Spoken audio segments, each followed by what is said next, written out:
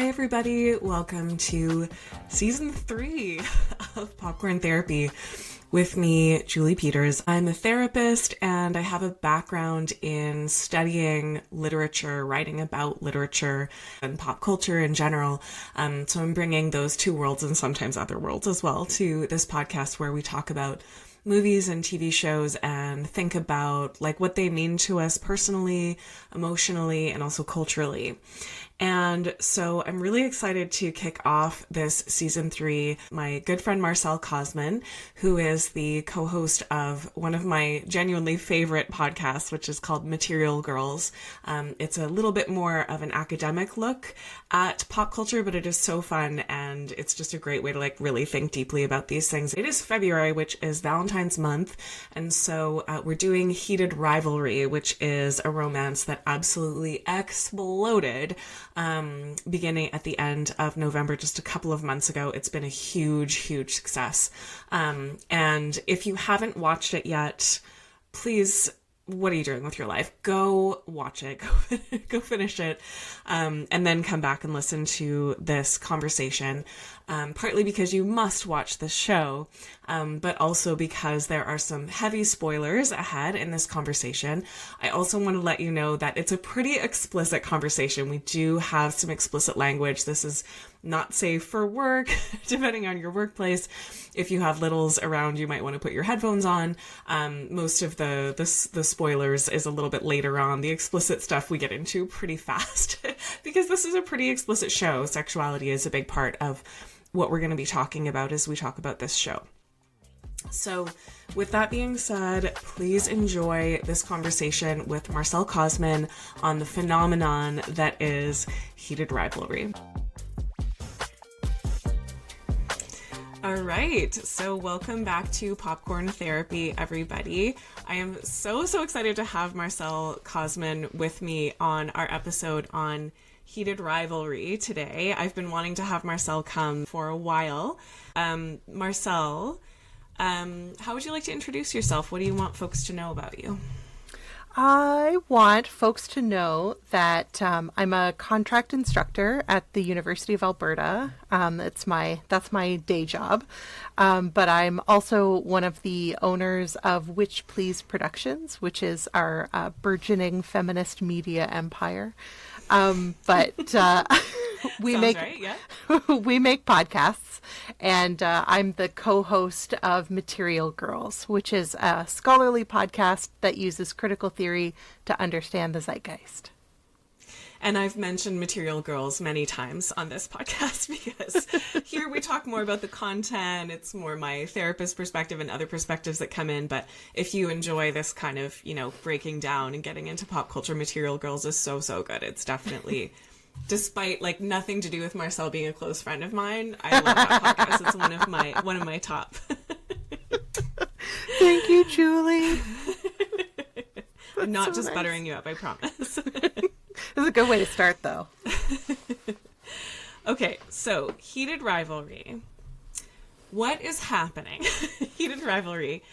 I started watching this show over the holodays. Mm-hmm. And, when I saw it, I think my husband had mentioned it. He's like, this Heated Rivalry thing. I was like, I don't know. It's a picture of two hockey players. Like, why would I watch that? Looks so boring. Mm-hmm. Mm-hmm. Mm-hmm. And then learning more about it, I'm like, okay, that sounds interesting. And several of my mostly straight, mostly female friends were telling me, like, you got to watch the show. It's so good. Yeah. And I started watching it and was staying with my parents over the holidays. And I'm like watching this show in the corner, kind of being like, oh my God, what's going on? Why am I watching this like gay Canadian hockey show? Like, what's going on? And it has absolutely exploded. I think it came out at the end of November. Yeah. And since then, I saw some interesting statistics about it where it's like the most watched original Crave show ever. And one thing that blew my mind is that 30% of people have watched it more than once. Like if you've watched it once, you watch it again. Yeah. And 15% of people have watched it more than 5 times. That's like, incredible. People are obsessed with this show. I at first wasn't sure if it was just my algorithm, but everything on Instagram and TikTok is just these two beautiful actors just hanging out, talking to each other, clips from the show. Like, people are obsessed with this movie. So tell me about your experience with it, how you came across it, and what you think is going on. Wherever you want to start. Oh boy. I mean, so I'll tell you the sort of cute version of how I started watching it. Witch Please Productions is a Canadian and American venture. So I have colleagues who are American, and two of them had been watching it and had said, Marcelle, we think you would really like the show. I'm sort of the resident hockey jock on our production team, and not me. And I mean also, like, not me. It says a lot that I'm the hockey jock. And they were like, yeah, like, it's this queer hockey romance. My colleague Gabby said that she dropped her crochet the first time they started having sex because she was just like, whoa. And I was like, oh, okay, maybe I will watch. But I think, like you, I didn't know anything about it going into it. I hadn't read the books. I hadn't heard the buzz about the show. And then, like, 2 minutes into the show, I'm watching for the first time, and the words Regina, Saskatchewan come on the screen, and all of a sudden I'm screaming because I'm like, Gabby, why did you bury the lead? Why didn't you tell me that the show is Canadian? I simply cannot have my American colleagues telling me, a scholar of Canadian literature and cultural production, about a Canadian show. And so I was immediately obsessed. So I start watching on December 3rd. The first 2 episodes are out. I watch both of them, obviously, in a single sitting. That second episode ends with the absolutely devastating, we didn't even kiss. And I'm like an absolute wreck. So then December 5th is when the 3rd episode is released. But this one introduces Scott and Kip. So there's no resolution whatsoever to we didn't even kiss.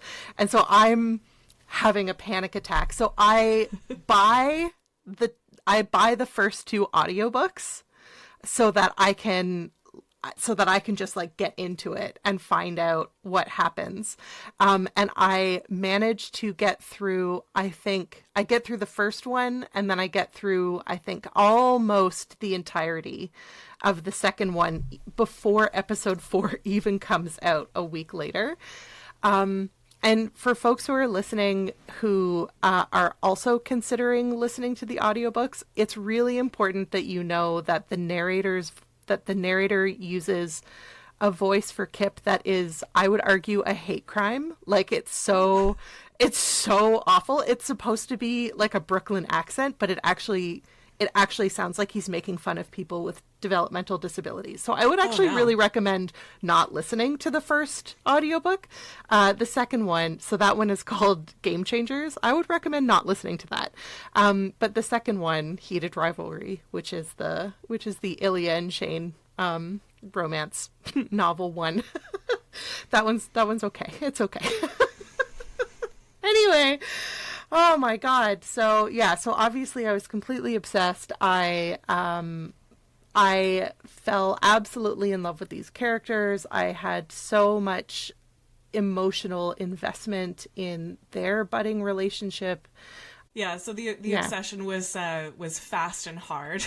It was fast and hard. Yes, Julie. Yes, it was. But consensual. But deeply, deeply consensual. Yes. Deeply consensual. Yes. I just have to say, that show is not only Canadian, it's highly, delightfully Canadian. Like, recognizably Canadian. There's some Canadian jokes in there that are really great. And I found out on doing the research I was just looking up a little bit more information about it for our conversation today. A girl that I went to university with, Shayla Hunter, was the intimacy coordinator for this show. And, as soon as I found that out, I was like, okay, I didn't know that she became an actor and an intimacy coordinator, but yes, that totally fits for her. I bet she was wonderful. And I feel like one of the things that, there are lots of theories going around that we can talk about why people are getting so obsessed so fast and hard with this show. But I think for me, one of them was definitely the way the sexuality was expressed, which was tender and very hot, like definitely very like passionate and so on. But I feel like there are so many romances that we've seen, like, if we take, I don't know, just the random example of 50 Shades of Grey, it's very like there's a huge power dynamic between the two characters, and a lot of the sexual tension comes from that power dynamic.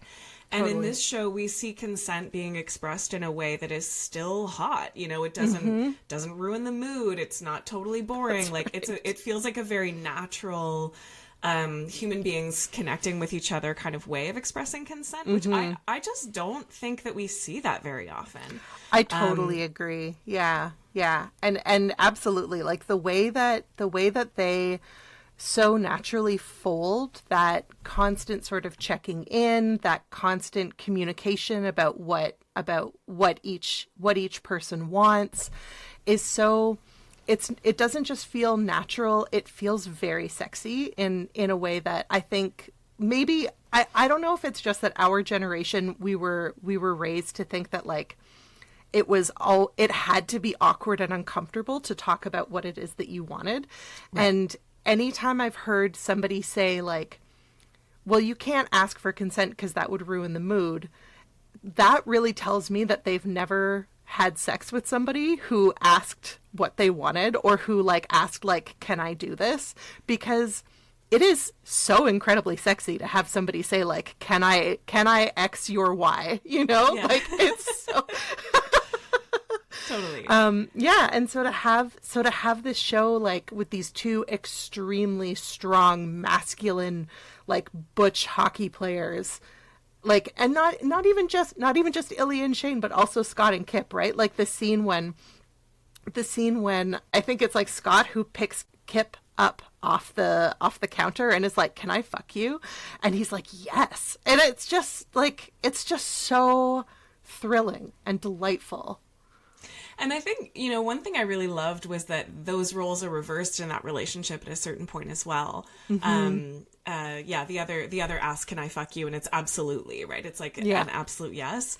And, I'm not an expert on this because obviously I'm not a gay man, but I feel like the way sex is expressed in culture, and I feel like this is maybe across sexualities, but so much of the time we see sex expressed kind of incorrectly. Like if you think about, I'm thinking back to even some episode of Sex in the City or anything, like you'll see heterosexual intercourse where, it's just like, okay, we're going to have sex and then it's happening. Like it's hard, intense intercourse, like without any lead up to it or any foreplay or anything. And, something that we know about many people's bodies, but, women's is that it can take a little bit of time. And like, if you start like that can be really painful and uncomfortable. And I think that, people who've had sexual trauma, especially, it's quite interesting to see these moments of consent and these moments of foreplay and like leading up to something, right? Yeah. So what I'm getting around to saying is that I feel like there's a lot of it's not even conversation. It's like the lingo around gay sex is often like, this person's a top and that person's a bottom. And like, you have to fit into this sexual category and that sexual category. And I feel like that something about that, and again, I'm not an expert on this. I could totally be wrong in my instinct here. But I guess my sense of that is like, if someone decided for me, like who I was sexually and what that meant about what kind of sexual actions I wanted to do, I would find that incredibly like upsetting and limiting, and I feel like it would make it harder for me to express like I want to do this or I don't like that or whatever it is. And I feel like this show, like it not only expressed sexuality in that sort of normal human way that like this is how human beings actually do have sex, but also from that gay perspective where it was like, okay, anal sex is something you work up to. Like it's not something that you just do like the second you get alone with each other in the closet or whatever. Yeah. And, I think that was actually quite beautiful to be seeing, because I feel like that's so much more representative. And again, I'm speaking as not a gay man, so I could be totally wrong here. But I guess from my human perspective, it feels like nobody was slotted into, like, nobody used that language throughout the whole show. Like, nobody was saying, you're this and you're that and you have to do this and you have to be into that. Like, you know, Shane was learning that about himself, right? And there is a moment where he says to his girlfriend, from girlfriend to girlfriend, right? Yeah. I think actually maybe I like being in this position more than the other one. And she's like, oh, that's so great. Like, I love that you're learning that about yourself. And it's not something that he knew right away. Like, it's something that these two kind of had to figure out in that dynamic together. And I feel like there's something like very humanizing about that experience. Yeah. Well, I guess one of the, I hesitate to bring it up because anytime it's come up in my proximity, I'm always really mad about it. But I feel like as a result of that, I have to bring it up. But I have heard, not from anybody in my immediate circle, but like in seeing people's responses to this criticism that this isn't how gay men have sex. And the responses that I have seen have all been so like, okay, so on the one hand, well, like Bridgerton is also not how straight people have sex. Like, there are a lot of things about the sex of the show that are not realistic because it's romance. And so like, so for example, like we don't see Shane douching before his like first experience of penetration. Right. But like, it's also romance, so that's not the point. That's not what we're here for. It's not educational in that sense. I should say this too because my podcast Material Girls will have an episode about Heated Rivalry coming out in a couple of weeks. I think around Valentine's Day, I think was the plan. One of the things that the guest that we had on, one of the things that she talked about with respect to this criticism that like this isn't real sex, or this isn't a realistic depiction of sex, is like, okay, but like in no romance novels or no romance television series do we have women needing to like manage their periods. Do you know what I mean? So like there are so many parts of sexuality that we omit in order to focus on the stuff that is sexy in this sort of like kind of neat and tidy way, so that you can emphasize the pleasure and not have to focus on the work that often goes into getting ready to have sex. And in that sense, I think like, I actually nevertheless think that the show does a really beautiful job of like making sex seem realistic. I also think anybody who would critique the show and say like, well, that's not a realistic depiction of gay sex. Like, I'm sorry, is your sexual experience the only valid experience that like gay men have ever had sexually? Like that's absurd. It's absurd it would be absurd to like watch Bridgerton or watch 50 Shades of Grey and be like, well, that's not a realistic depiction of like BDSM, or that's not a realistic depiction of sex. And it's like, that's not what we're here for. We're not here for realism. We're here for a romantic fantasy or a romantic escape from like the day to day. I actually have a theory that in that first episode, before Ilya comes to Shane's hotel room, when Shane like puts on the suit, and then he's like, what am I doing? And he like takes off the suit. I'm like, there's no way he didn't douche. There's no way. There's no way. There's no way before his first sexual encounter with Ilya Rozanov, there is no way that Shane Hollander didn't douche, because if he goes to the trouble of putting on a suit and tie, not knowing what it is that he's supposed to be getting ready for, there's no way he wasn't prepared for absolutely everything. Right. And I mean, it's interesting that you say that criticism has gone around. My experience of watching this is that I did feel like a lot of this sexuality was realistic. Totally. I know. I felt the same way. From my queer, female sexuality. Yeah.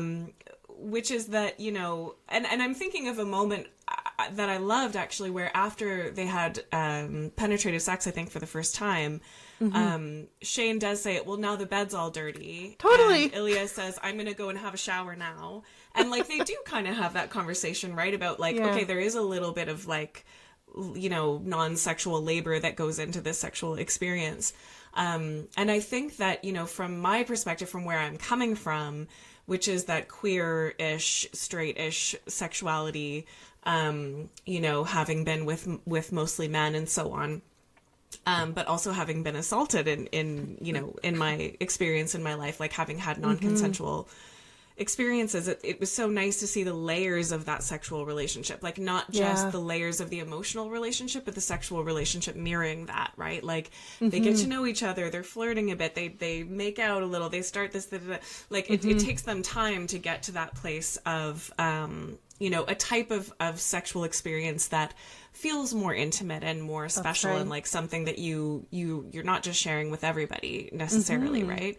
And so what I'm curious about that is that, especially if there are gay men who are saying that's not realistic, I'm wondering about this show, because there are so many straight or straightish women who love this show. Is it actually, I know it was written by a woman. I don't know too much about her perspective or the books, so maybe I'll have more to say about this. But, is this expressing like a more heterosexual romance just through male characters, right?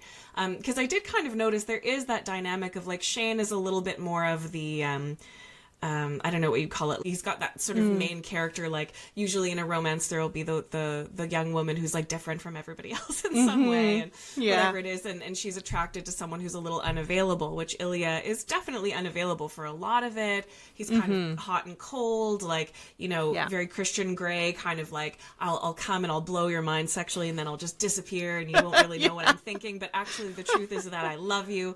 And like that's a fantasy that a lot of women have had that gets expressed in romance, which is, this unavailable man actually loves me really deeply, and that's, from a therapist's perspective, problematic because, I feel like we've been kind of trained to want to earn unavailable men, and that if we can earn those unavailable men, we can prove ourselves to be lovable, which does happen in this show, right? So am I actually seeing, like, is this show actually kind of made for me, as a straightish woman, seeing men behaving in these ways that are, taught to me in terms of what romance is supposed to look like. And so I can easily place myself into it without actually having to be in it, which is a whole other theory about women enjoying it because they're not part of it. And so on. We can get to that one. But yeah, curious what you think about that. Like, is this, just a fantasy for me? I mean, I don't think that that's impossible by any means, but I do know a lot of gay men who love this show.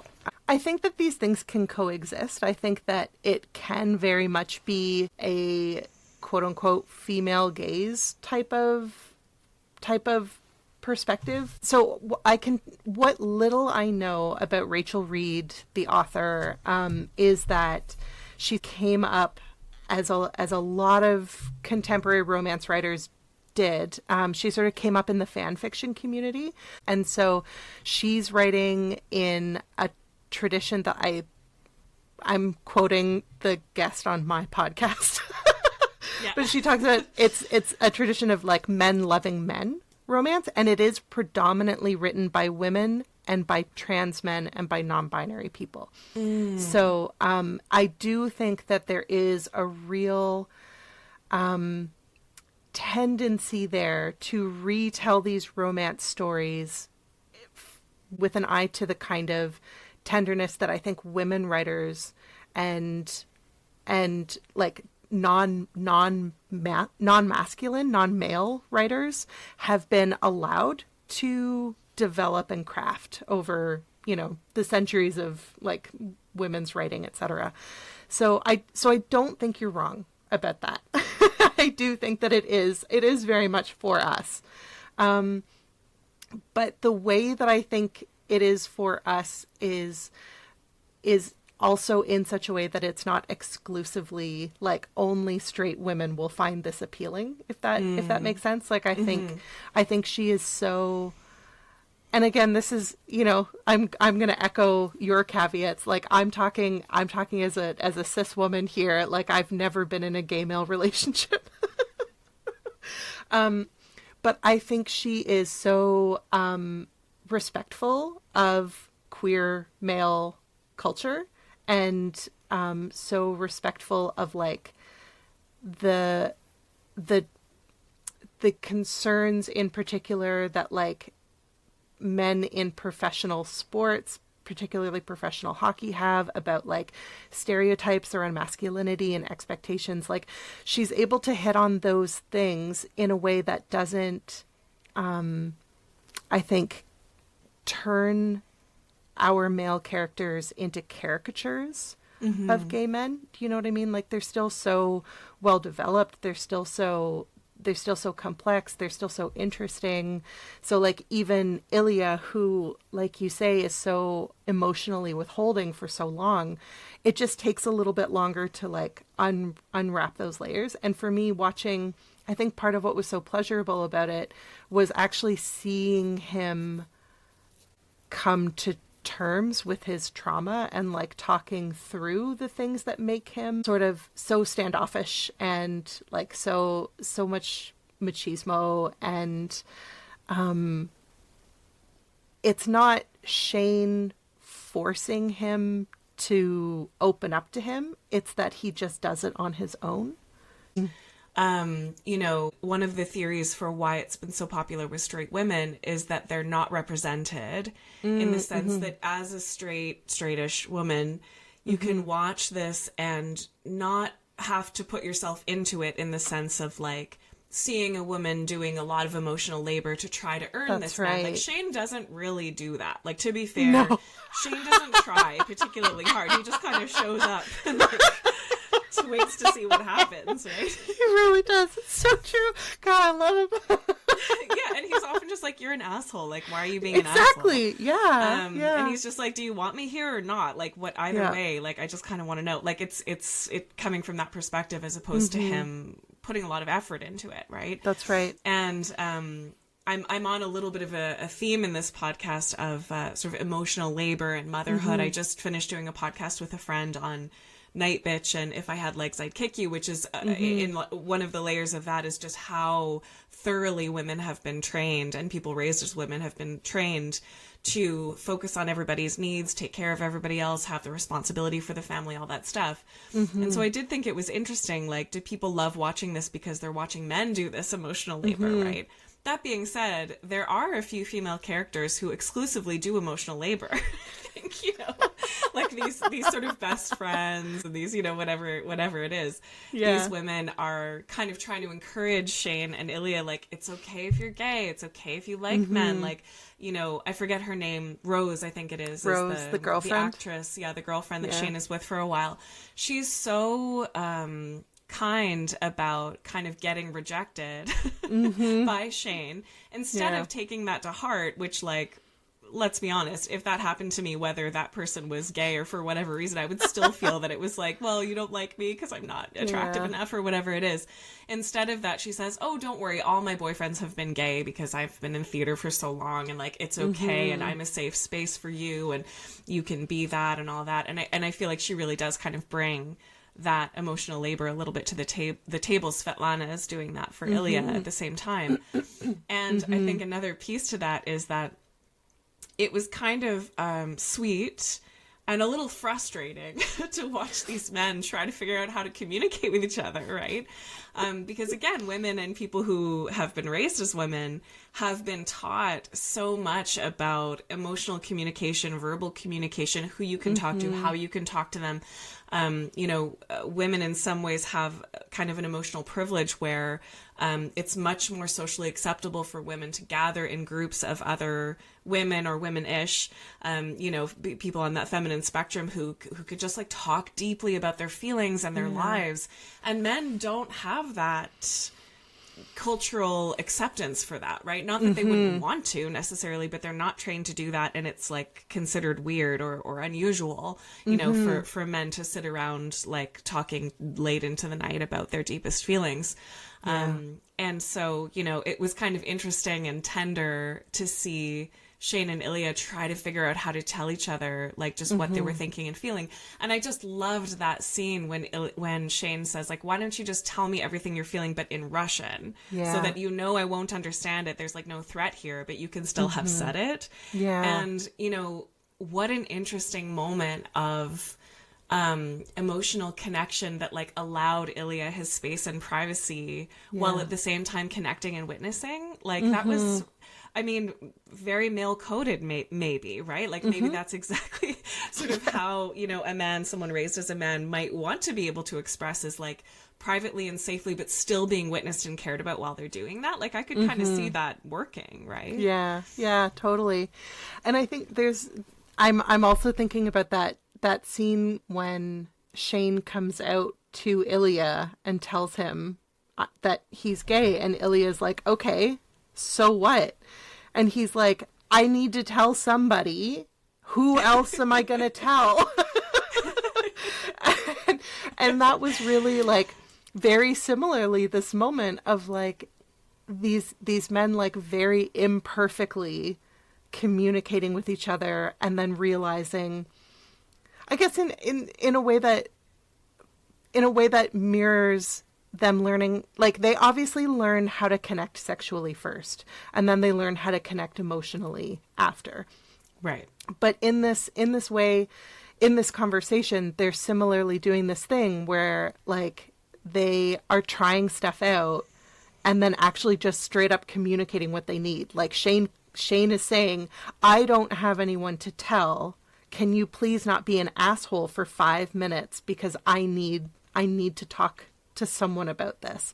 And then Ilya holds him while he cries. And it's just like the most incredibly vulnerable, but with such minimal like verbal communication.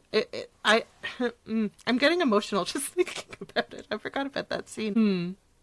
Anyway, and I think at the point that they have those tender moments too, like the first time they say each other's first name when they're sexually together, it's like this sort of moment of revelation for the two of them where they're like, whoa, that just got so much more intimate. Like after everything sexual that they had done before, to say each other's first names was like, that was a whole new level of intimacy between them. And then the other moment I think that really was just so sweet was the tuna melts, right? Oh, I know. When Ilya's like, I'm making you a tuna melt. And Shane's like, you're what? Like, what do you mean you're making me a tuna melt? Like, it's just this sweet sort of domestic moment, right? And that was, these levels of intimacy that, not that Shane wasn't a little freaked out about that, the sexual sides of it, like, totally. throughout.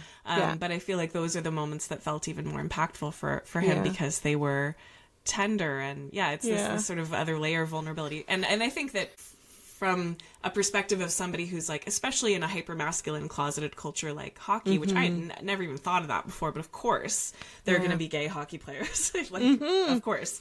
Yeah. And how sweet that a hockey player came out after seeing this show. Like that sort of had a ripple effect in the real world too, where so many people are responding to that and so on. So, you know, and I mean, not that women, even if women and people raised to be women are, tend to be trained better to have these emotional conversations, it doesn't actually mean we're that much better at them, right? Like, oh, hell no. Still have those moments of vulnerability and like making mistakes and imperfect communication and try and get things across. Like, I think that's sort of humanly relatable as well.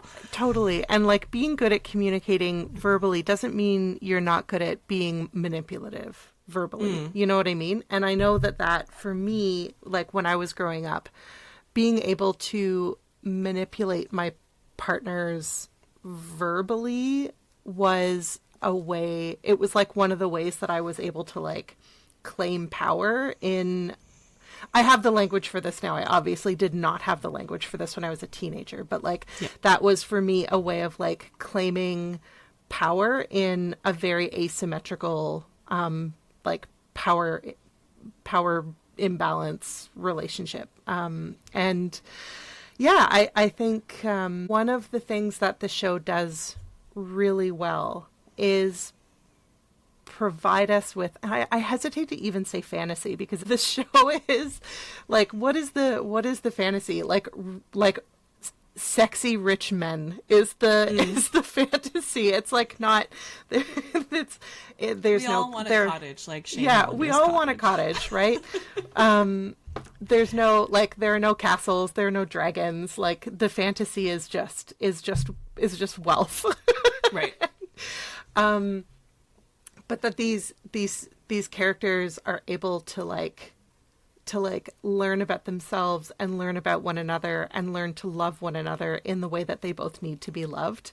In a space without. One of the things that I can't help but come back to is the way that so many stories about queer love and queer romance that are kind of mainstream successful, or maybe not mainstream successful, but like allowed to be in the mainstream, always have to have some kind of tragic element to them. So it's like they're overcoming a hate crime, or they experience a hate crime, or one of them dies, or one of them has HIV and it turns into AIDS and then they die. Like, or there's some other, like, they actually can't be together because of homophobia, etc., you know? And so the fact that these two characters are just able to be themselves in this very kind of realistic, low-key kind of way is so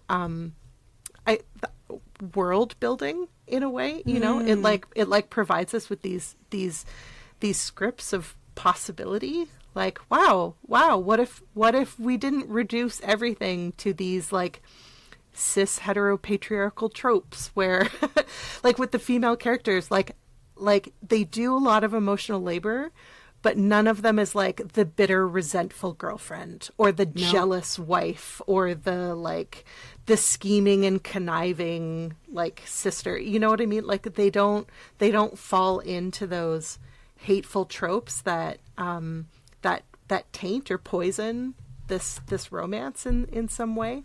And I just think that that's so revolutionary. And it's shocking to say that out loud. It's wild to refer to that as revolutionary, but like that's kind of where we are. I mean, yeah, I agree with you. And there was a clip going around of Esther Perel, who's that famous couples counselor, who was talking about heated rivalry and calling it a corrective experience, right? That, you know, being able to see, I watched it all on my own time a little after, you know, the last episode came out and everything. But, you know, there was the episode where, second to last episode, Shane invites Ilya to the cottage, right? Yeah. And he's like hopped up on anesthesia. He's like, you know, he's got a little lowered. Will you come to my cottage this summer?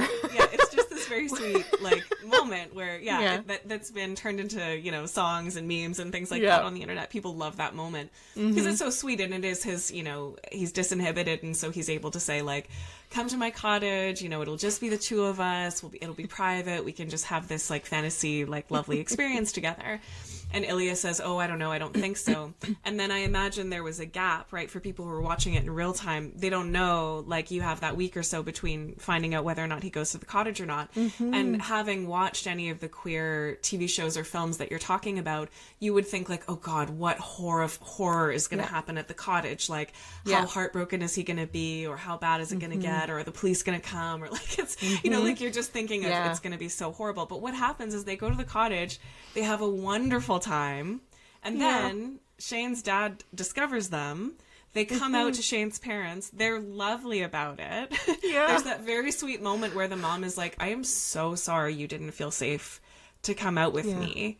And then they drive off into the sunset together. Like, I know. That is so sweet. And we know there's going to be a season 2, and like, we don't know, you know, how it's going to go if they come out, like what their plan is exactly, if they're coming out, what kind of, you know, resistance they're going to get and so on. But I think that was a surprise, right? To kind of see that it had this happy ending and that everything was okay at the end, and that being gay, I think if you look at it from the perspective of pop culture over the last, especially around the HIV epidemic and all that stuff, it's like being gay is a tragedy, and it's you know, it's like something really bad that happened to you, and that you're going to have to suffer the consequences of that for the rest of your life.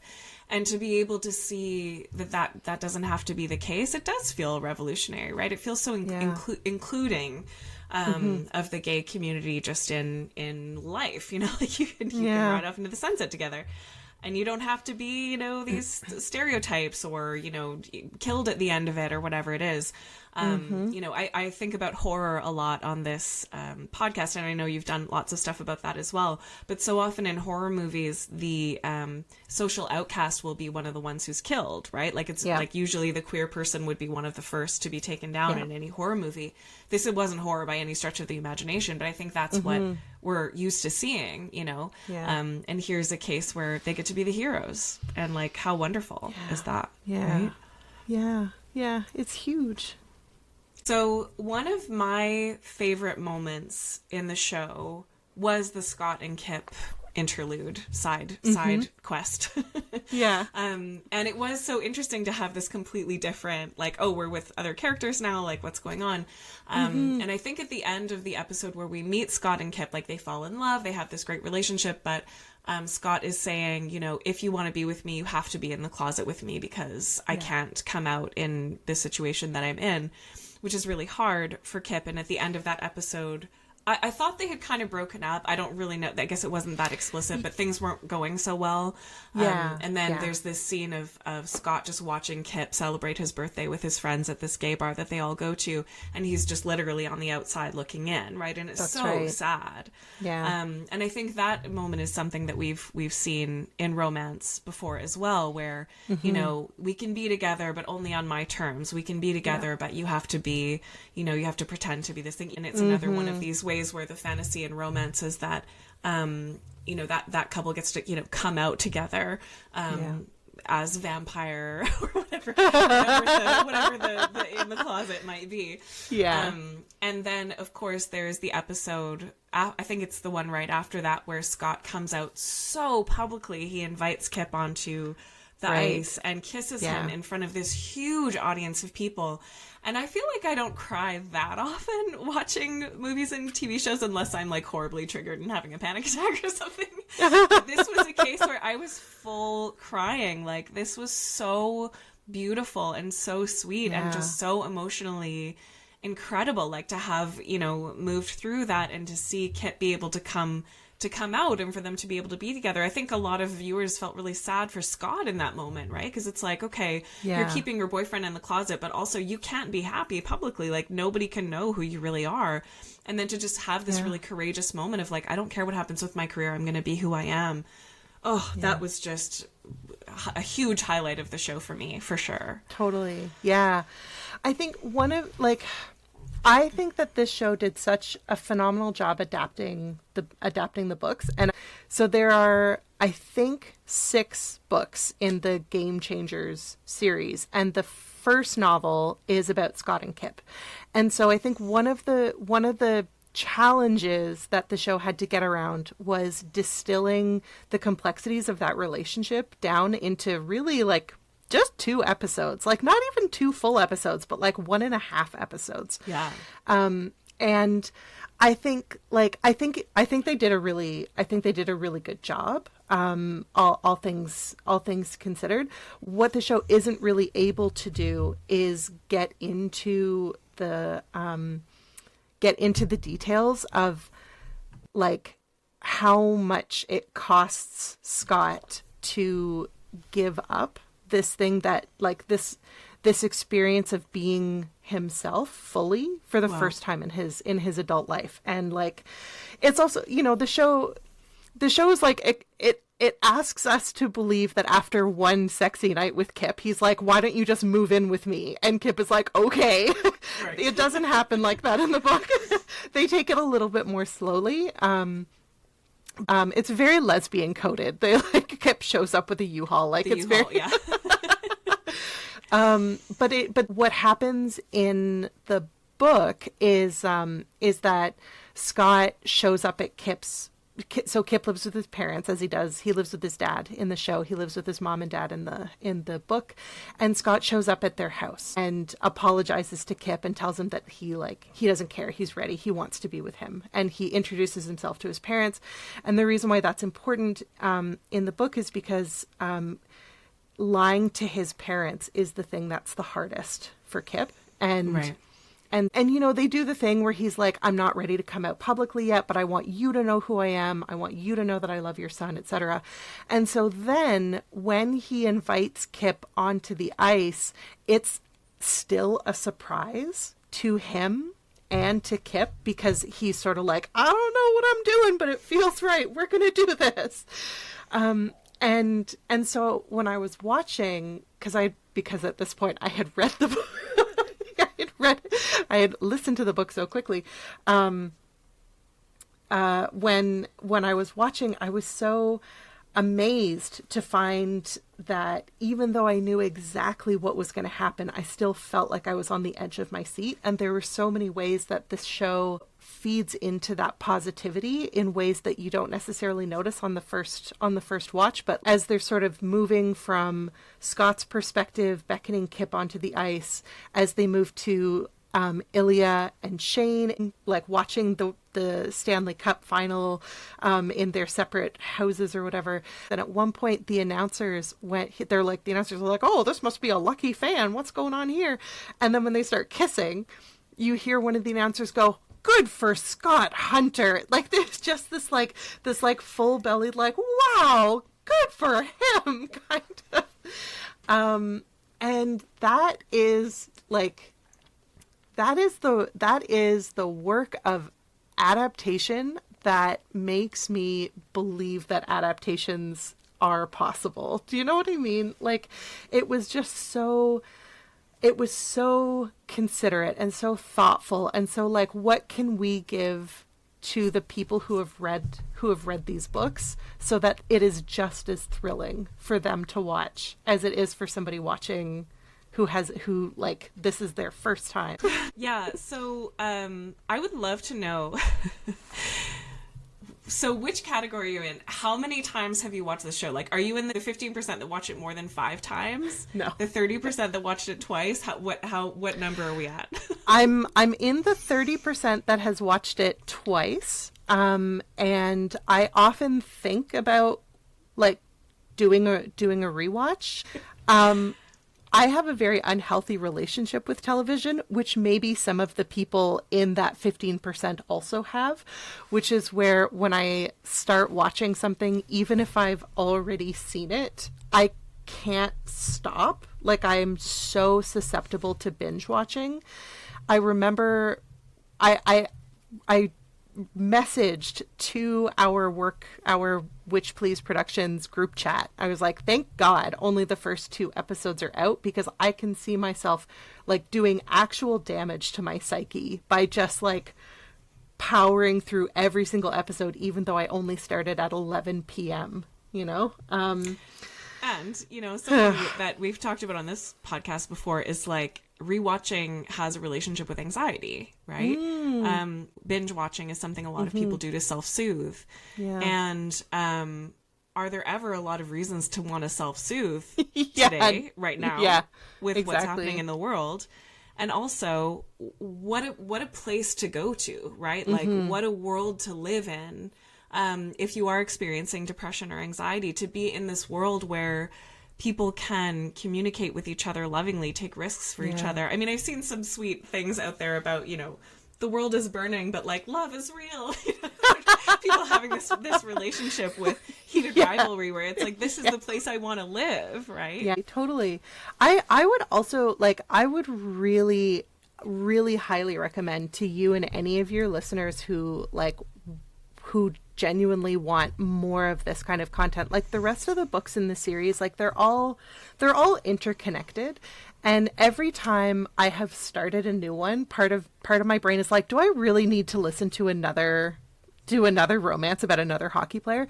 But the ways that the different players are humanized is so wonderful. Like there's one, it's called Tough Guy, and it's about this player named Ryan Price who has anxiety. He's like this really, really big guy. He's primarily like a defender. So his job on the hockey team is to beat up the opposing team when they threaten their his team star players. And the whole book, like, we basically open the novel with him struggling and failing to jerk off because of his anti-anxiety medication. It like makes it so difficult for him to maintain an erection and actually like come to completion. And so in navigating his romantic relationship, he's also navigating like having a sexual relationship with somebody and saying like, I'm probably not going to be able to come, and that person needing to be okay with that, and like and in this way that isn't shameful, and it's not the objective isn't, and now he's happy and can ejaculate anytime he wants. It's like, no, this is like an ongoing thing that they have to incorporate into their relationship. And it's just so it's so refreshing to be able to read a romance novel that takes those kinds of very real sexual complications seriously and treat them without shame, and treat them not as a problem to be solved, but as something that you can like incorporate into a very like healthy and happy and sexually gratifying relationship. So yeah, huge how can you say recommend.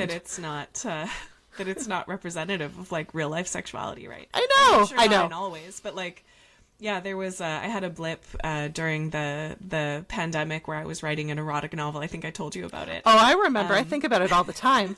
Do you? Yeah, I do. my agent Robert Lecker, who we both know, was just very clearly like, he said it in a very nice way, but he was like, "This is pretty bad." Like, this is. I've written so much nonfiction that he was like, "This is a non like no." But maybe one day I'll pick it up again. I've been practicing my short stories with my goddess novels. But anyway, one of the things I wanted to do with that novel was have those kinds of moments, right? Where there's like mess, or, you know, where even just things like you never see anyone go to the bathroom in these kinds of, you know, movies and books and stuff. And exactly. I love that idea of, anxiety medication. Like, that's one of the reasons that it can affect your sexual performance or response or whatever it is. And, you know, I can relate to that from anxiety medication, but also postpartum and like, you know, hormonal shifts and all of those things. Like, it can really affect the way that you experience sexuality, and to have that represented and in a way that's still like a fantasy romance in terms of all those other things, like, I think that's really lovely. So I would love to know if there are just like other particular moments in the show that like were particularly resonant for you, or that you really remember, or that you want to talk about. Do you remember a couple of years ago when there was a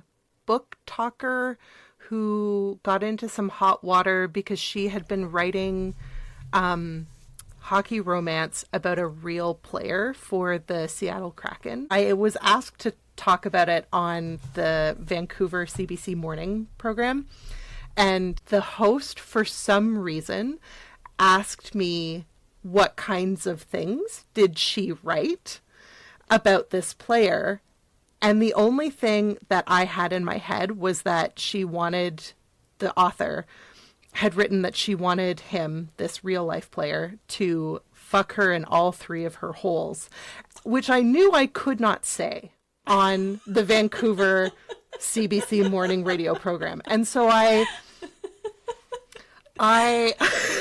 stumbled my way through like, well, I didn't read it.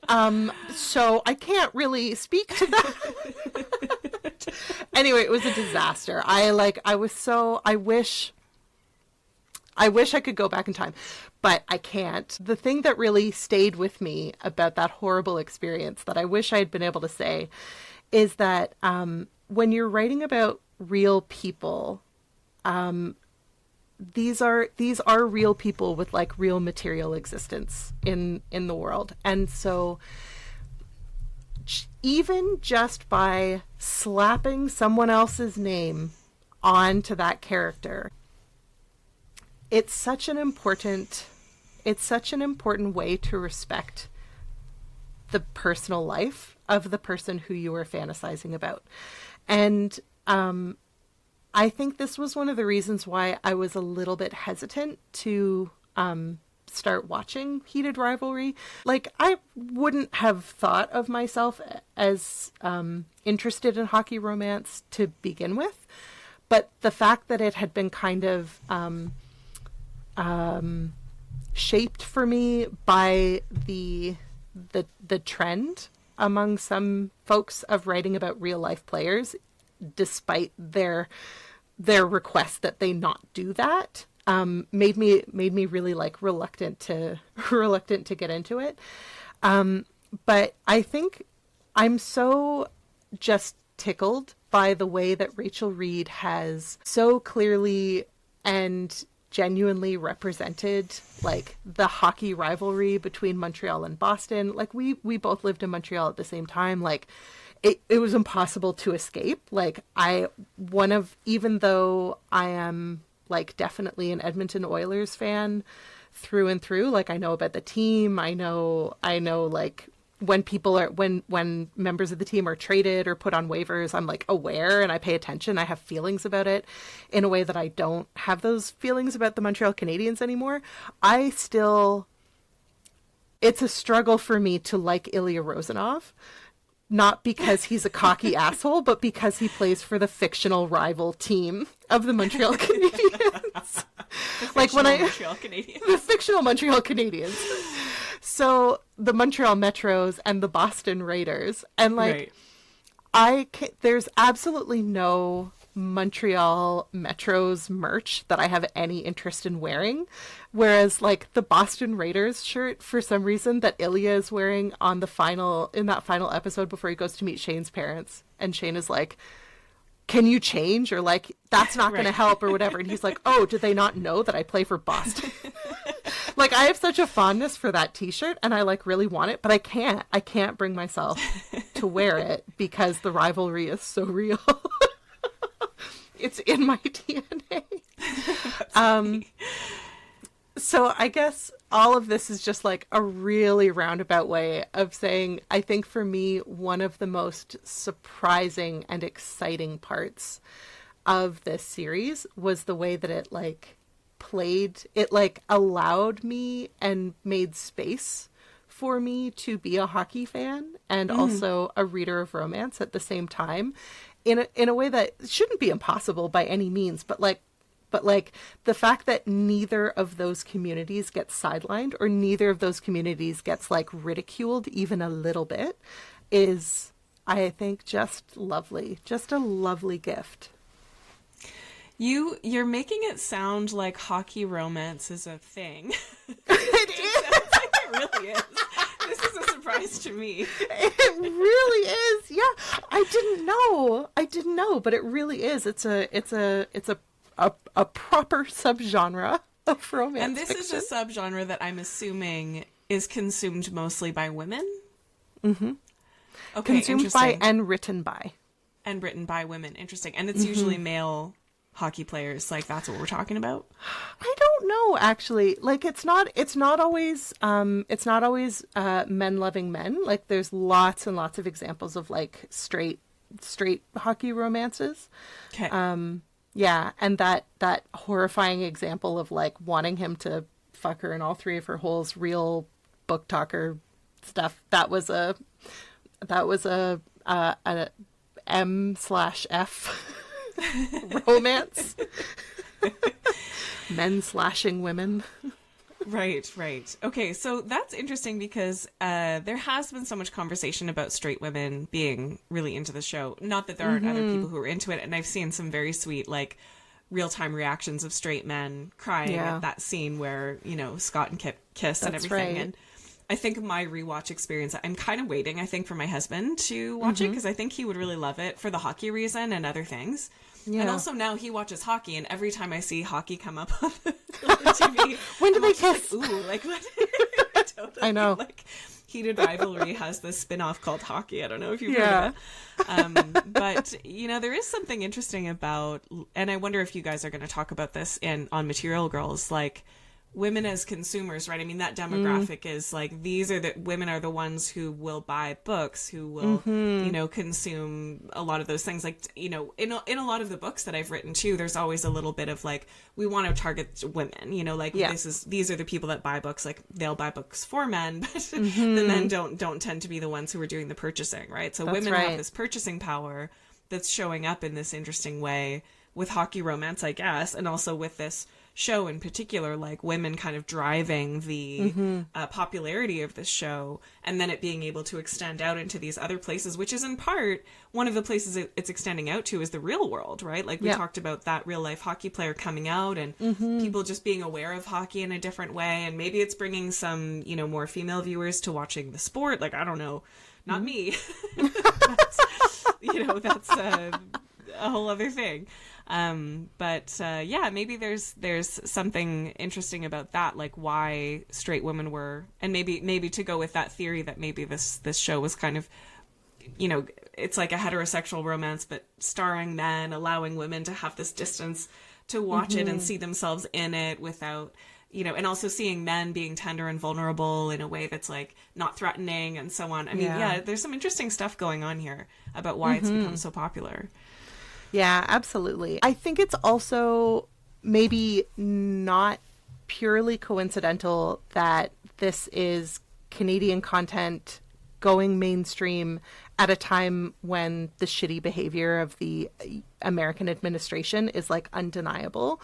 And so I think there's like, I do think there's a desire to gravitate towards things that are good, like content that is well made and that is entertaining, but that you feel a little bit like there's a separation there. It's like it feels a little bit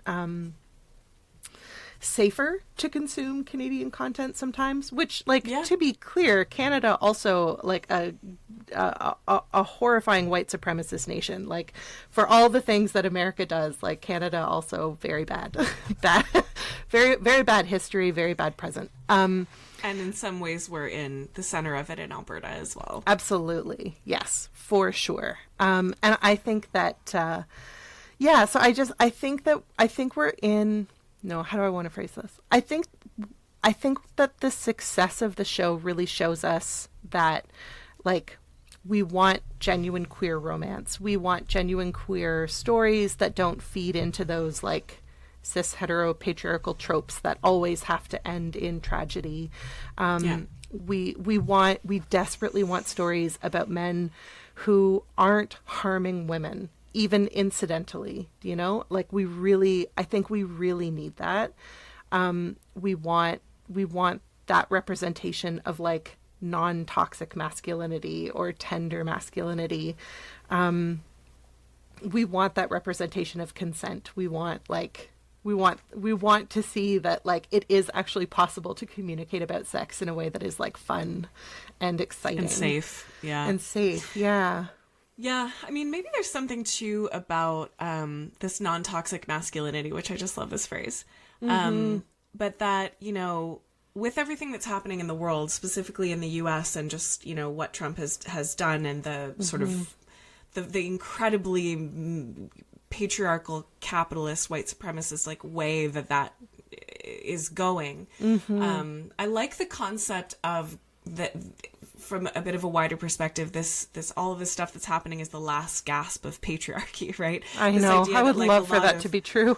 I know, yeah. That it's, you know, a lot of women, feminine people, you know, and so on, are finding their power, you know, being in more powerful positions in politics, or, you know, making money or whatever it is, and being able to make these changes. You know, we're kind of in this moment where I feel like a lot of women are, you know, choosing to stay single because there are all these statistics that show that single women live longer, tend to be less stressed, healthier, like, and make more money than married women with children.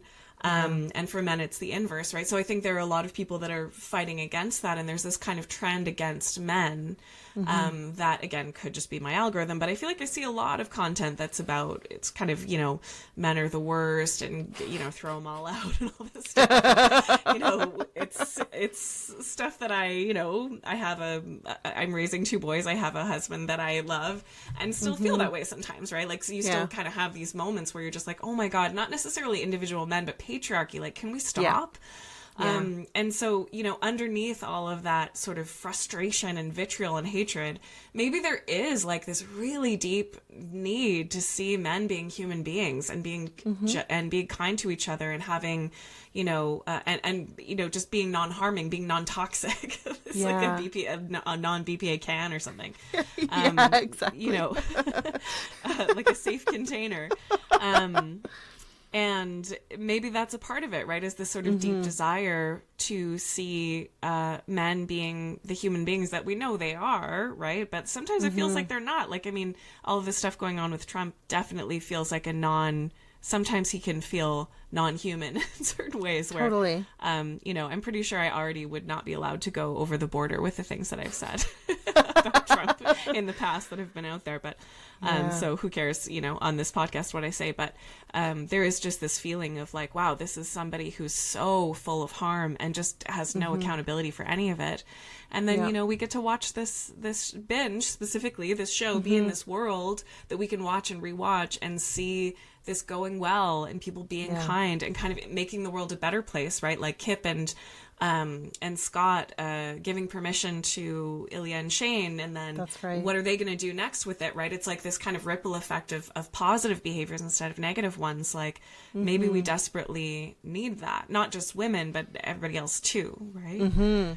Yeah, absolutely. The guest on Material Girls, Hope Rehack, referred to the show as being great PR for men. Like they like they need it. They need it.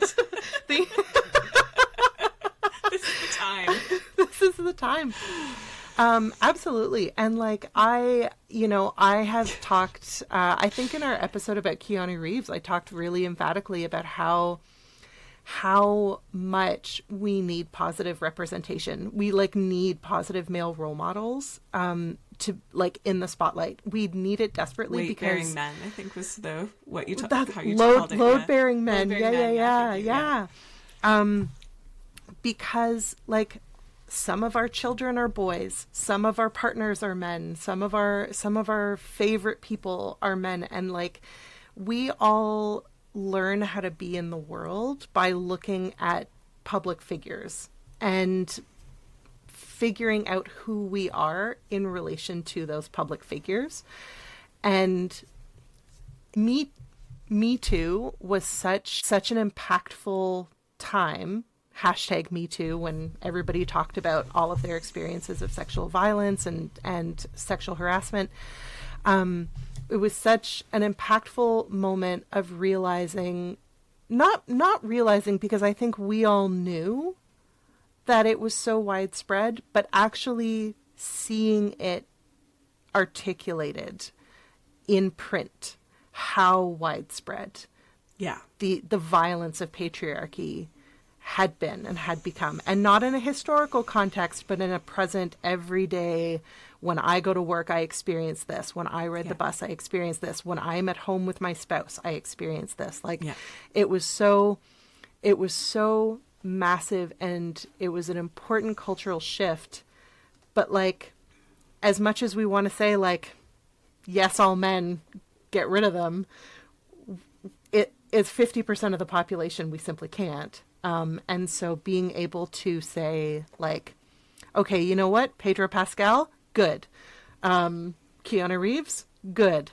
Shane and Ilya, good. Is what we're a media saturated landscape. What else can we do except point to positive representation and celebrate positive representation instead of just saying it's sort of like with raising kids. Speaking of emotional labor, you can't just say no. You have to tell them what the correct behavior is. Right. And it feels like socially we need a lot of telling men what the correct behavior is. That's such a good way to put it, actually. I feel like that's so true. So infantilizing, but I don't know. I don't know how else to frame it. And on the podcast, I've been doing I have a little masculinity thread that I've been following.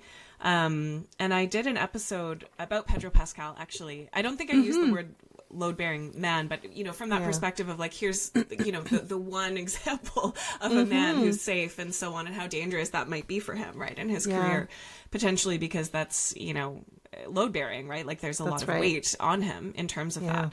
And what that meant for him as an example of masculinity. And one of the things that we talked about, I was talking with my friend Jeremy Johnston Kay, who's also a dad, about how maybe Pedro Pascal can be vulnerable and soft and so on, because so many of his roles have been extremely violent, extremely masculine. Like it gives him a pass in a way to be able to be that load-bearing man, right? In the episode that I did on the F1 movie, which is up for an Oscar, which I think is hilarious, Best Picture.